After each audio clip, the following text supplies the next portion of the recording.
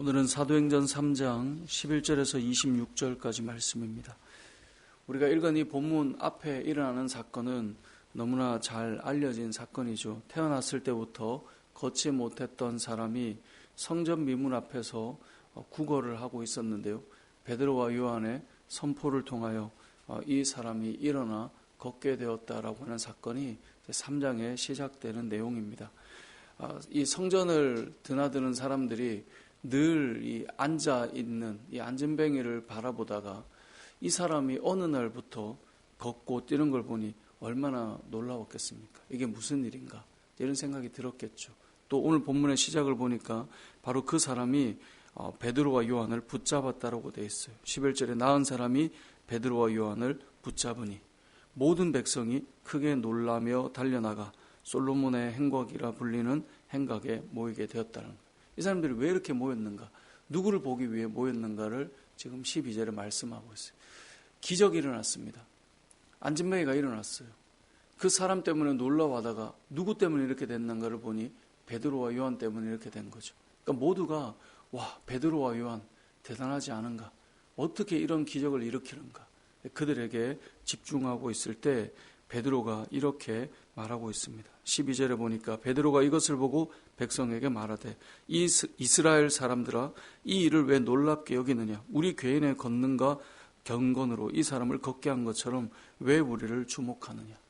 오늘 본문의 내용에 너무나 중요한 이 질문이 왜 우리를 주목하느냐 이것입니다.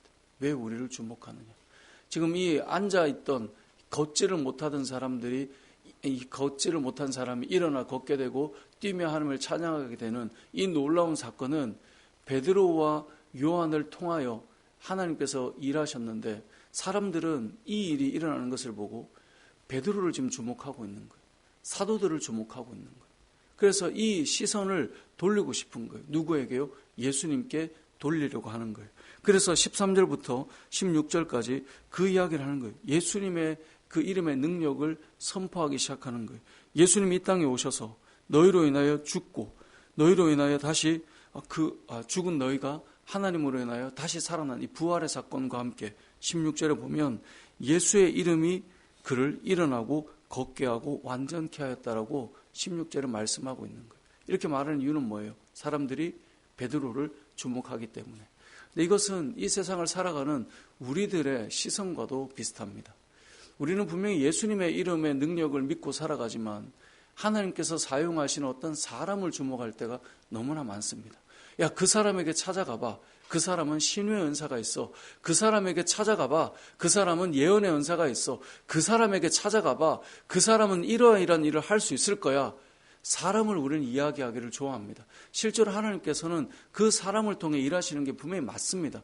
하지만 그 사람을 통해 누구의 이름이 나타나야 되고 누구에게 집중해야 되는가를 오늘 본문은 우리에게 분명하게 말씀하고 있어요. 사람들이요, 사람을 집중할 때 보는 게 있어요. 그게 뭐냐면 저 사람 기도 많이 하더니 능력이 있구나. 그게 오늘 본문 12절에 이 베드로의 고백이에요.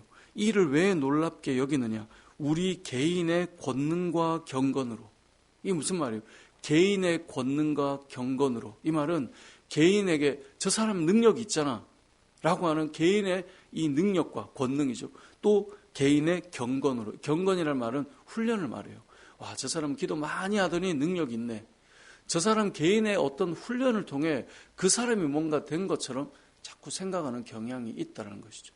이렇게 흘러가기 때문에 결국은 출발은 선하게 시작했고 출발은 하나님의 능력으로 시작했다가 그 끝자락이 사람으로 마무리되는 경우들이 너무나 많고 그 결론은 예수의 이름으로 시작했다가 그 사람의 이름과 능력으로 마무리되어서 너무나 귀한 사람들인데 결국은 그 끝이 하나님의 영광을 가리는 일들이 많이 일어나게 되는 것이죠.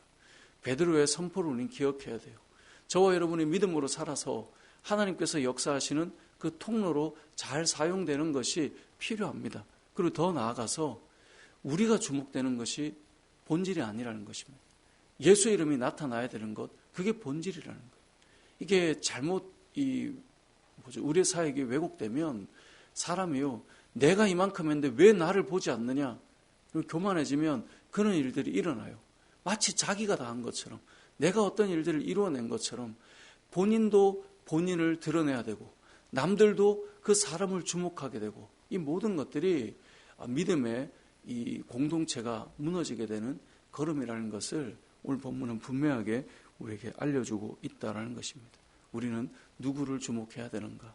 여러분, 교회 공동체 안에 기도 가운데 하나님의 놀라운 역사들이 저는 끊임없이 일어나야 된다고 믿습니다. 이 초대교회 역사처럼 저는 하나님의 일하심이 교회 안에 늘 일어났으면 좋겠습니다. 그래서 우리 안에 간증이 일어났으면 좋겠어요. 근데 우리 안에 고백은 어떤 개인의 경건 훈련과 저 사람의 기도를 오래 하는 사람이었다라고 하는 것과 저 사람이 뭔가 신앙의 놀라운 은사를 받았다라고 하는 것과 그 사람이 자꾸 거론되는 것이 아니라 이 공동체 안에 예수님의 이름이 계속 거론되고 예수님의 이름의 능력이 나타나고 그 이름으로 인하여 우리가 세워져 가고 있음을, 그 이름으로 인하여 우리 안에 역사가 일어나고 있음을 고백하는 것. 그래서 19절에 보면 그러므로 너희가 회개하고 돌이켜 너희 죄 없이함을 받으라. 이같이 하면 새롭게 되는 날이 주 앞으로부터 너희에게도 이르게 된다는 거예요. 그러니까 사람을 주목하는 게 아니라 예수님을 주목하고 예수님 앞에 회개하게 되면 저 안전뱅이에게 새로운 날이 시작된 것처럼 너희의 삶에도 새로운 날이 시작되게 된다라고 하는 것.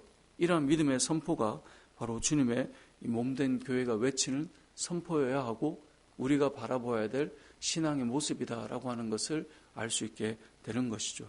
이렇게 가야 우리가 결국 어디까지로 가게 되냐. 26절을 보세요. 하나님이 그 종을 세워 복 주시려고 너에게 먼저 보내사 너희로 하여금 돌이켜 각각 그 악함을 버리게 하셨느니라.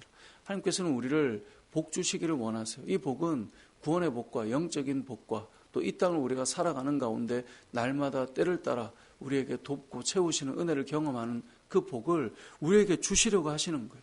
그러기 위해서 우리는 사람이 아닌 예수의 이름을 주목하고 그리스도를 바라보며 살아가는 것. 이것을 우리는 기억해야 된다라는 것입니다. 오늘 말씀에 가장 중요한 한 구절이 있다면 바로 12절 말씀입니다. 우리 개인의 권능과 경건으로 이 사람을 걷게 한 것처럼 왜 우리를 주목하느냐. 이 시대에 우리가 교회의 그림들을 보면 아마 이건 우리 한국교회뿐만 아니라 전 세계 교회가 다 그런 것 같습니다. 저도 이 교회 역사들을 보면요. 세계의 부흥이 일어나는 곳곳마다 항상 어떤 병폐가 함께 따르냐면 어떤 사람이 이렇게 이슈가 돼서 떠오르는 경우들이 있어요. 그 사람이 분명히 예수님의 이름을 선포하기 위해 세계 만국을 다니며 복음을 전하고 있는데 우리는 자꾸 그 사람을 집중하고 그 사람을 따라 사람들이 움직여지는 일들이 일어나게 되는 거죠. 그를 통하여서 예수님을 바라보는 것. 우리 은혜울림교회를 통하여서 예수 그리스도를 바라보는 것. 오늘 이곳에 있는 기도하는 여러분을 통해서 사람들이 예수님을 바라보는 것. 오늘 우리가 헌신하고 섬기는 귀한 사역을 통해서 예수님을 바라보게 되는 것. 왜 우리를 주목하느냐? 예수의 이름이 바로 이러한 능력이다라고 하는 선포와 선언이 저와 여러분의 삶 속에 또 우리 교회 공동체의 삶 속에 동일하게 일어나는 그런 역사가 있으시길 주님의 이름으로 축복합니다. 아멘.